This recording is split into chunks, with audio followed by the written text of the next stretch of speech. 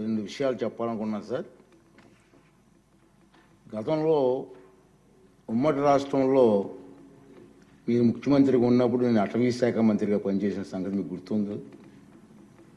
అప్పుడు మీరు ఒక కార్యక్రమం చేపట్టారు, అందరికీ సంతోషకర కార్యక్రమం అది గుర్తు చేయాలని మీ సమావేశం మీకు తెలియజేస్తున్నాను. ఆ రోజుల్లో మీరు గ్రీన్ కార్ప్స్ అని చెప్పి ఒక కార్యక్రమం పెట్టారు సార్. ఇప్పుడు పవన్ కళ్యాణ్ గారు ఆ శాఖలో మంత్రిగా ఉన్నారు, అటవీ శాఖ మంత్రిగా ఉన్నారు. అప్పుడు అటవీ శాఖ ద్వారా కార్యక్రమం చేసాం సార్. అప్పుడు ఉమ్మడి రాష్ట్రంలో సార్ ఉప ముఖ్యమంత్రి గారు 5 లక్షల మంది పిల్లలని సార్ తయారు చేశారు. హై స్కూల్స్ నుంచి జూనియర్ కాలేజ్ నుంచి. విద్యాశాఖ మంత్రి గారు కూడా ఇక్కడ ఉన్నారు సార్, మీరు కూడా వినాలి సార్. 5 లక్షల మంది కుర్రవాళ్ళని పిల్లలు తయారు చేసి గ్రీన్ కార్ప్ అని పేరు పెట్టాం. సార్ ఆఫీసులో కూర్చొని ఒక పిలిపిస్తే 5 లక్షల మంది ఒకే రోజు 5 లక్షల మొక్కలు ప్లాంటేషన్ చేసేస్తారు. అటువంటి కార్యక్రమం అనకూడదు, నోరు జరుగుతుంది నాకు. ఈ ప్రభుత్వం వచ్చిన తర్వాత కనుమరుగు అయిపోయింది సార్. మళ్ళీ ఒకసారి విద్యాశాఖ మంత్రి గారు మీరు ముఖ్యమంత్రి గారు ఆలోచన చేసి ఆ కార్యక్రమం పెట్టండి సార్. చిన్నపిల్లలు 10th క్లాస్ ఇంటర్మీడియట్ పిల్లలు మొక్కలు నాటే కార్యక్రమాల్లో పర్యావరణం మీద అవగాహన వచ్చే కార్యక్రమం మంచి కార్యక్రమం సార్. దాన్ని మళ్ళీ రివైజ్ చేస్తే బాగుంటుందని చెప్పి నా ఆలోచన సార్.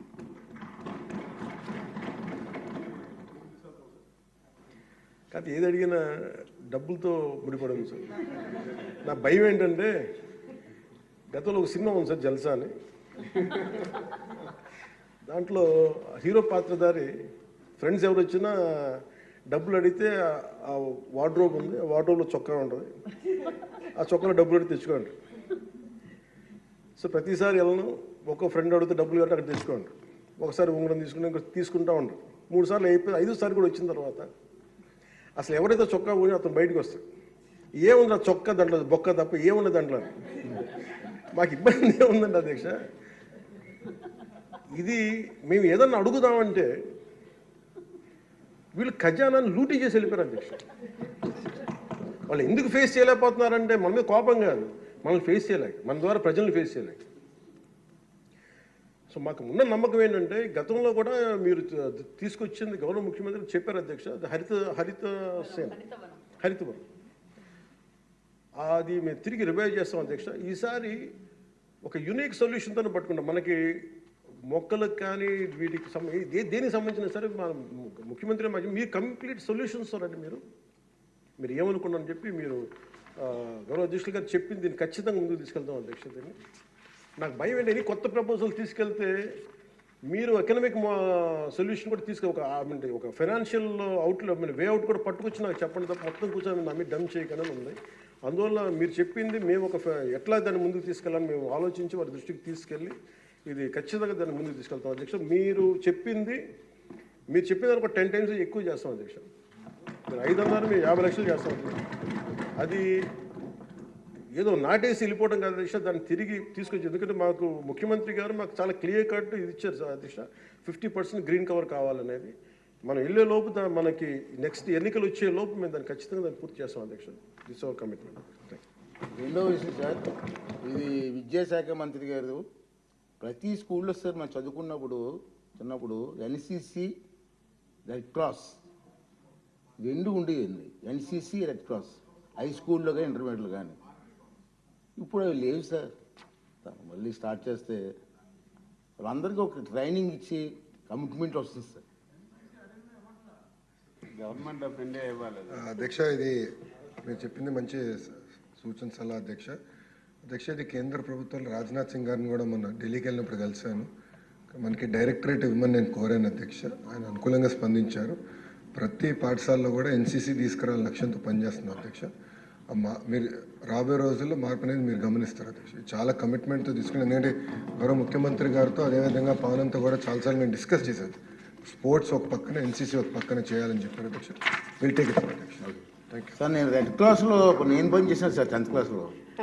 సార్ అంటే అది చాలా బాగా మంచి కార్యక్రమం సార్. మళ్ళీ రివైజ్ చేయండి. నేను చేస్తాను. రైట్ థ్యాంక్ యూ అధ్యక్ష. సార్ ఇప్పుడు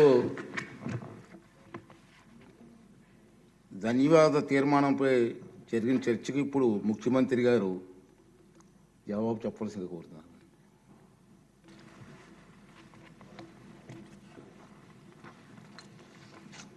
అధ్యక్ష,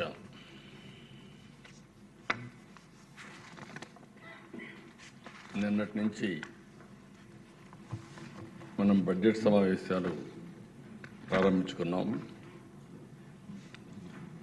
కూటమి ప్రభుత్వం వచ్చిన తర్వాత, ఎన్డీఏ ప్రభుత్వం వచ్చిన తర్వాత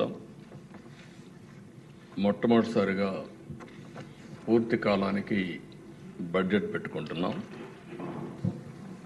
అదే సమయంలో నిన్నే గవర్నర్స్ అడ్రస్, రాష్ట్రంలో జరిగే విధానాలని, ప్రభుత్వ విధానాలని చెప్పడం కోసం ఆయన స్పీచ్లో చాలా స్పష్టంగా కవర్ చేశారు. ఎన్ని ఇబ్బందులున్నా 8 నెలల్లో ఈ ప్రభుత్వం ఏ విధంగా పనిచేసిన విషయాలు కూడా వారు చెప్పారు. పాలసీలు కానీ, తీసుకున్న నిర్ణయాలు కానీ, అభివృద్ధి కార్యక్రమాలన్నీ చెప్పారు. అదే సమయంలో దశ మళ్ళీ ఒకసారి చూస్తే ఇప్పుడే మా మిత్రుడు పవన్ కళ్యాణ్ గారు చెప్పారు,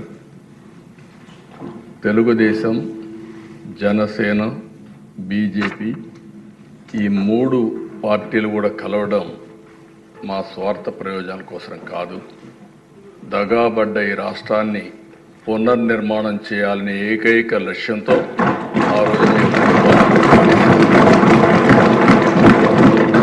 కొంతమంది విమర్శించారు. ఆ రోజు కూడా మేము ఒకటే ఆలోచించాం. ఈరోజు రాష్ట్రంలో చాలా ఇబ్బందులు ఉన్నాయి, నిర్వీర్యం అయిపోయింది ఆర్థిక వ్యవస్థ, ఇప్పుడు కోలుకునే పరిస్థితులు కూడా లేవు. అలాంటప్పుడు డబల్ ఇంజిన్ సర్కారు ఉంటే తప్ప ఈ రాష్ట్రాన్ని పునర్నిర్మాణం చేయలేమని ఏకైక లక్ష్యంతో కలిశాం. ఆ రోజు ఈ రోజుటికి ఒకే మాట మీద ముందుకు పోతున్నాం. నేను మనస్ఫూర్తిగా పవన్ కళ్యాణ్ గారు